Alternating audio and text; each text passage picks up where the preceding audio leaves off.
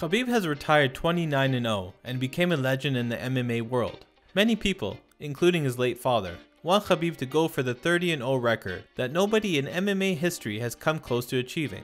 When asked about coming out of retirement, Khabib hinted that there would be two main reasons why he would come back: $100 million or something that competitively challenged him. Tony Ferguson was once potentially that person, but that seems to have gone forever in the depths of fights that were never meant to be. Who's left then? Conor? Dustin? Khabib just beat both of them, and he feels like it doesn't warrant a rematch. However, there's a UFC veteran that is on a hot streak that rivals the one that Tony was on before he lost. That man is Charles "Do Bronx" Oliveira. Before we go further, make sure you hit the like button and subscribe to the channel. We do a weekly podcast and talk about breaking news in the UFC and MMA. We're almost at 1,000 subscribers, and we hope you join us on this journey. Charles Oliveira is on an 8-win fight streak after recently beating Tony Ferguson at UFC 256 via decision. For the most part, Charles had his way with Tony, both on the feet and on the ground. There was even a point where Charles caused potential lifelong damage to Tony's arm because of Tony's refusal to tap to a deep armbar.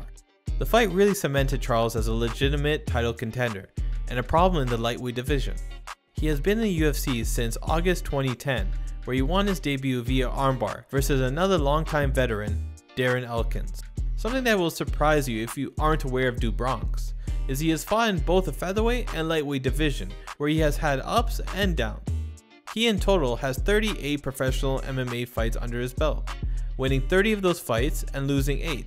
All of this at the tender age of 31 years old.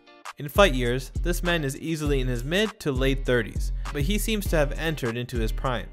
He has put together his game and has evolved into more than just a jiu-jitsu expert. In his early career, Charles would attempt or invite opponents to start a grappling exchange, and most preferably go to the ground. The submission game is Oliveira's domain. Of the 30 fights he has won, 63% or 19 of the wins have come from submission. The trouble that he previously would have was that his striking game was just too simplistic. His opponent knew what Charles wanted to do from the jump: get to the ground. If his opponent kept distance, did not get sucked into a grappling exchange, and refused to go to the ground, you had a much easier path to victory. Guys like Donald Cerrone figured this out and handed out a TKO finish. Charles would go back and forth between wins and losses, all while learning and developing his game. What makes today's Do Bronx different from the one we saw in 2010? There are some huge difference and improvements made over the last 11 years. For one, Charles no longer relies on his jiu-jitsu to get his fighters to the ground. His Muay Thai striking has improved immensely. He doesn't have the fastest hands or dynamic striking movement, but he has an unorthodox approach with constant forward pressure.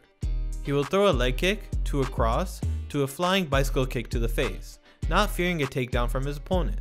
He will force his opponent to trade on the feet with him, or initiate a clinch, where he will start his descent to the ground. His game revolves around getting to the ground, but 2021 Charles has so many more tools to get it down there. He is not afraid of getting hit, and has cleaned up his technical striking ability, to the point where his opponents have trouble dealing with his unpredictable offensive attack. Charles does hit his opponents with a 50% significant strike accuracy, but at what cost does he do this?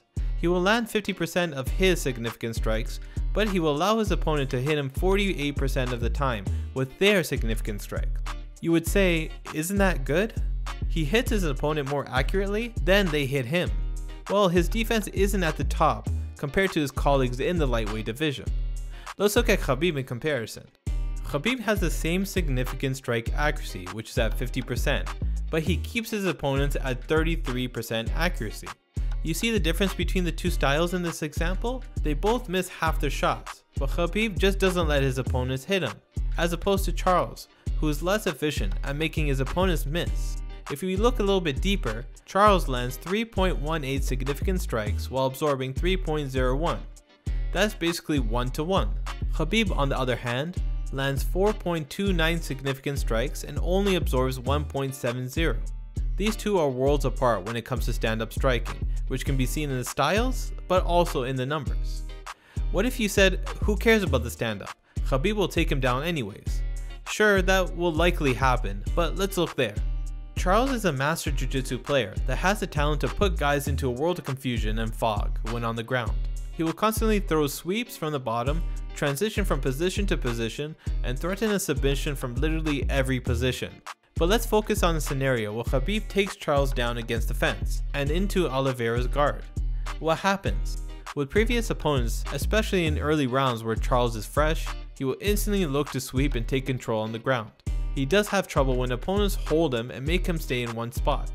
Once Charles is not moving or transitioning, he is a much easier opponent to hit. Paul Felder fought and finished Charles in their matchup. Charles had Felder in a world of danger on the ground, and it was clear that Paul was just not on the same level in terms of grappling.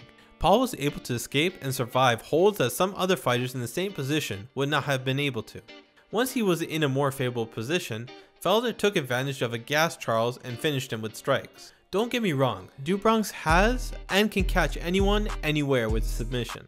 He got Kevin Lee to tap to a guillotine after Kevin Lee tried to go for a takedown on Charles. Kevin was hitting Charles on the feet, but he decided that he wanted to test the world-class grappling of Oliveira and lost that battle. Khabib, I think, is going to take Charles down, and very easily. Charles does tend to have his hands very high and is in more of a Muay Thai stance, which doesn't help with takedown defense, especially against Khabib. From there, Khabib will slow down the pace and apply any hold or body lock to keep Charles in one place. He will focus on not getting swept and controlling the momentum of both fighters' bodies. He will keep Charles very close to the fence and limit the amount of space Charles has to move. From there, Father's plan will commence until the referee steps in between them. From Khabib's perspective, I think he respects Oliveira's game, but also understands the holes and limitations that Charles currently has. The fight is intriguing and would have been an amazing fight if it was ever booked. But to bring him out of retirement, I don't think it's gonna happen. Charles always has a chance to catch Khabib on the ground. Heck, Dustin got him in a guillotine that Khabib acknowledged as a submission he had trouble dealing with. At the end of the day, Khabib is Khabib, and would win this one via TKO, beating a tired and worn down Oliveira. Last week on the program, you said to the world, Khabib is done. I know my brother. He is done. Hey, we had a whole second line for Khabib's career. You know what the second line is in New Orleans? The music and the dancing. They carried the casket. Yes. I mean, we had a second line. We were dancing. And then 3 days later, Dana White says, well, I've been talking to him. And I think he's coming back for number 30. What do you make of this? Do you have an update? Have you talked to Khabib?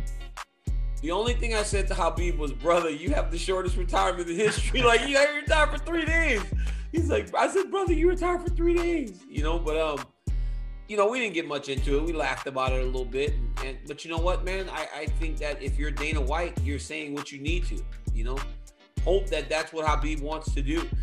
You know, the thing is this, man, I take people for their word, and like, I want Khabib to feel comfortable talking to me and I don't want him to feel like whenever we're talking, I'm trying to find things for my show. I know. It's a weird spot. You know what I'm saying? It's a bit of a balancing act, right? So it's like, we have conversation that I don't want to always say. But like, I think if you're Dana White in the UFC, you're hopeful that that's what Khabib wants to do. But like I said last week, if Khabib Nurmagomedov gives his word, generally that's a fact. Now, would I be surprised with the economic impact that a fight that he could have would bring, that would bring him back? No. I mean, and I would not judge him for that if he came back. He's 32 years old, for God's sake, and he can still beat everybody in the world. So, but you know, there are things that if he says it's his word, I take him at that. Can I ask you this? I don't want you to reveal, because I was thinking about that, especially when you told the story last week about, you know, him not going for the armbar against Gaethje, which, by the way, ended up blowing up and got this show everywhere. So I thank you for that. But I know that he's your friend too. I mean, yeah. To be honest, I've had to deal with it with you over the years. Like, you have told me things, and I don't reveal them on every show that I go on. So I respect that very much. Can I just ask, a week later, have you softened your stance? Like, at this point, you still think he's done? I still think, like I said, I know Khabib as a man of his word, and I believe that if he says he's done, he's done. But like I said, Dana White knows more than I do. Yeah. So, because again, I'm not trying to talk to Khabib in that way. We want to talk as friends. Right. I spoke to him about one of the guys from AKA being out in Dagestan training for a long time. I was like, when did he go?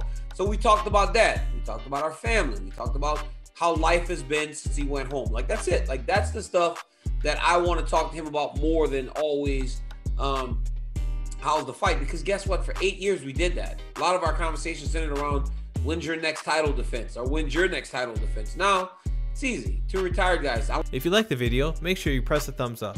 If you want more, subscribe to the channel for more videos like this and a podcast talking about the latest news and events in the UFC and MMA. Follow our Instagram page and TikTok in the description below. We're almost at 1,000 subscribers and hope you join us in this journey.